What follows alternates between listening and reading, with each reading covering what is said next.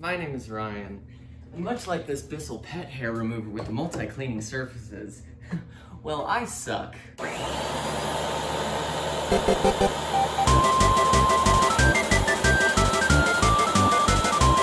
However, unlike this bad boy here, I'm going to be explaining to you where this weird, wonderful thing came from and how it works.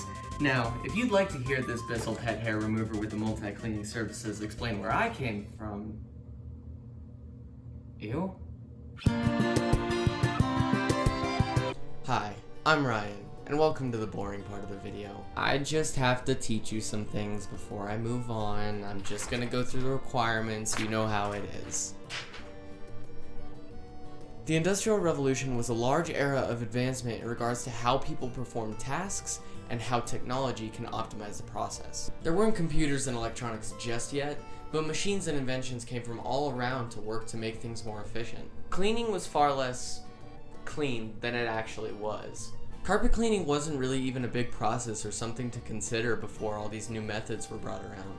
It was really more carpet management. People would cover up their carpets to prevent them from being stained, but this still collected dust, bacteria, and all other gross stuff.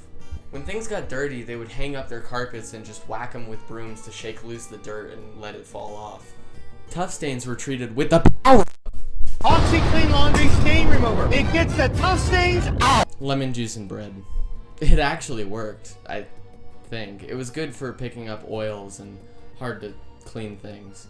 These and other mixes of chemicals were used to hand wash carpets and handle stains. A website I found called The Best Cordless Vacuum Guide by Garrick D explains the brief history of the vacuum cleaner and the many changes it went through that continue through today. Around the 1860s and 70s, the first carpet sweepers were introduced. Based on US patent records, a design by Hiram... I don't know how to say that name. Based on US patent records, a design by Hiram H. Herrick was the first, and a design by Daniel Hess came next and was more credited.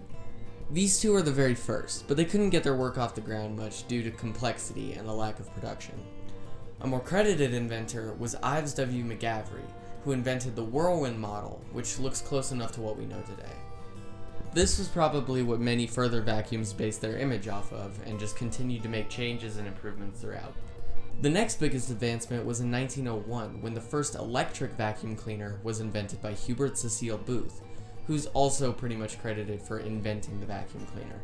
And while I'm a little saddened that our famed pink Poya ball wasn't the first inventor, Jim Kirby did become a partner in developing further methods and models.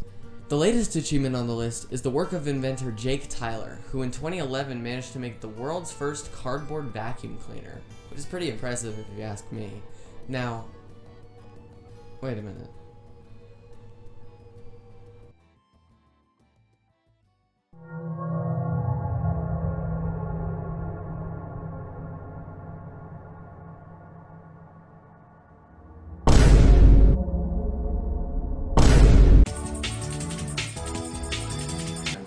To see if this works. My head is almost gonna hit this light, but that's okay. Crap, I'm gonna need I'm gonna need some things that I probably don't have. Hi, my name is Ryan, and I'm too dangerous to be kept alive. I'm gonna make a vacuum. That's the project. I should go get the requirements for the project. I'm not gonna be doing the first two models that were made by Hiram H. or whatever, and Daniel Hess, because I couldn't find anything that actually explained what their models were and looked like. But the one by Ives W. McGavry is the one I'm going to be basing it off of. So, because it's the first one that looks like an actual vacuum, and it's the first one that I can tell what it does. So, there's a bug in that light. You chill, buddy. I'm going to be making this a section at a time. We got the bag here, we got some fans, we got the collector part, we got the handles, and I'm not prepared for this. I've got, the usual stuff. I've got some hot glue, some bowls, I've got a good pair of scissors, just in case I need to cut some things. One might ask, why didn't you plan this out before recording? But now it's 11:30 at night and you're recording making a model vacuum from scratch with no plan? That is a good question. and one I do not have the answer for. Oh gosh, I feel like I'm gonna break something. Wow, alright, that worked. Lord, I'm strong.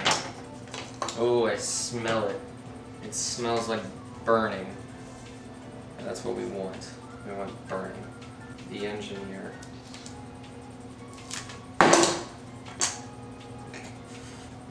We made our first thing, which means there's no going back now. We're gonna be gluing these together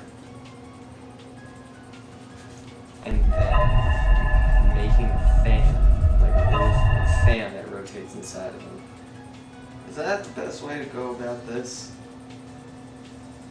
Maybe, maybe not.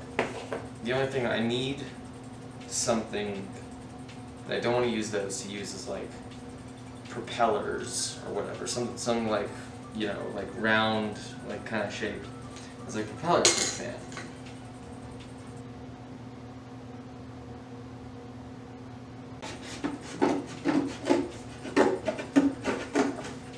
I made a fan.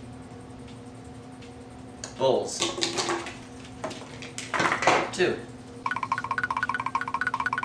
I genuinely didn't know where the other one went. Oh god, that's hot. It was bound to happen once. Jeez. Literally where?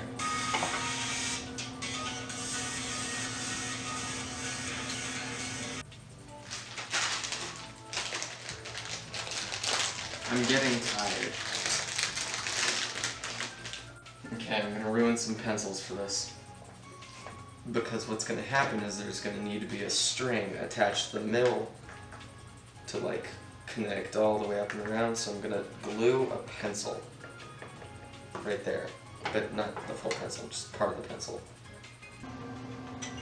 Are you disappointed? Are you desperate for help?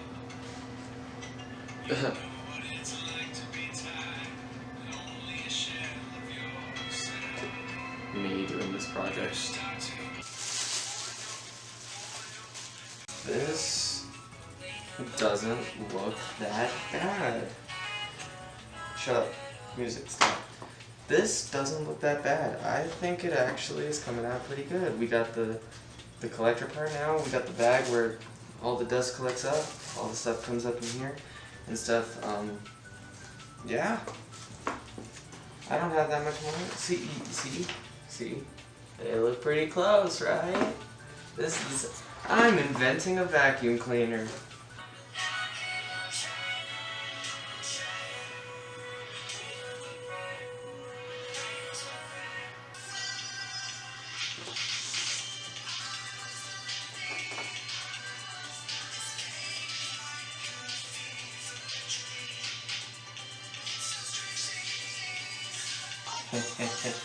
I have 60 seconds to finish this because my camera's footage is almost out of footage, but it look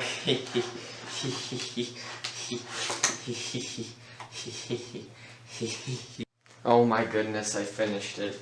It's done. It's done. I'm not okay, I have to touch them.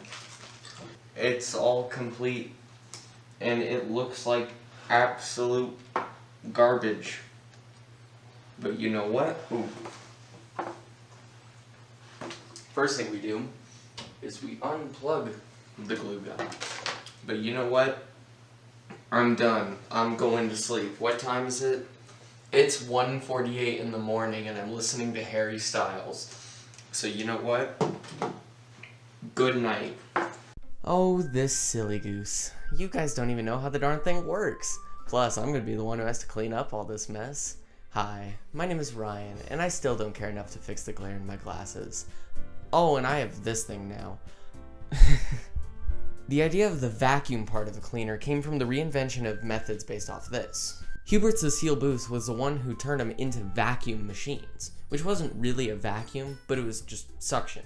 His idea sprouted from the flaw that he noticed in previous carpet cleaners, which relied a lot on the fact of just loosening dirt by blowing air onto it and hoping it would collect in a bag. An example of what Booth envisioned for the vacuum cleaner was when he tested putting a handkerchief over his mouth and breathing in over a dusty armchair to collect the dust. Of course, he choked on the dust, but his tests and work led to the invention of this, which is an interesting look for a vacuum cleaner, but regardless, he was the first to make the electric vacuum cleaner. I noticed the method, though, isn't exactly original. According to the timeline from earlier, David Hess used these things called bellows, which expand and create a space that air rushes to fill, creating a vacuum, and then used water chambers to filter out dust. So this model here isn't exactly the vacuum cleaner I thought it was, but it's a pretty dang good start to where this all came from.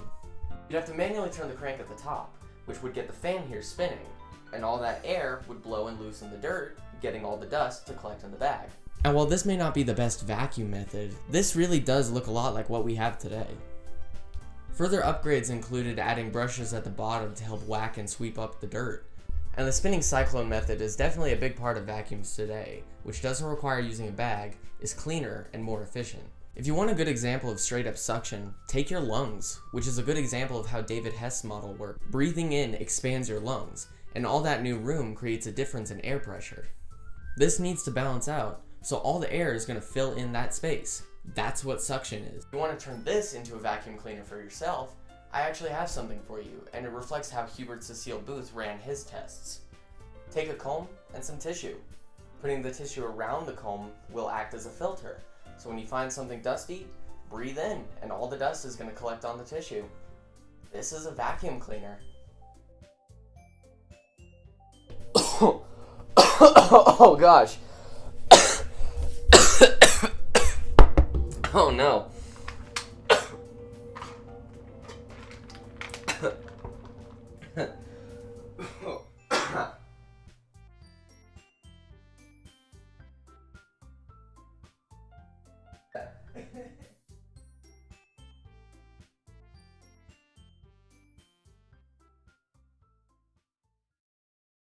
See, you can tell what this is, right? You can tell. It's a vacuum cleaner. It's a vacuum cleaner.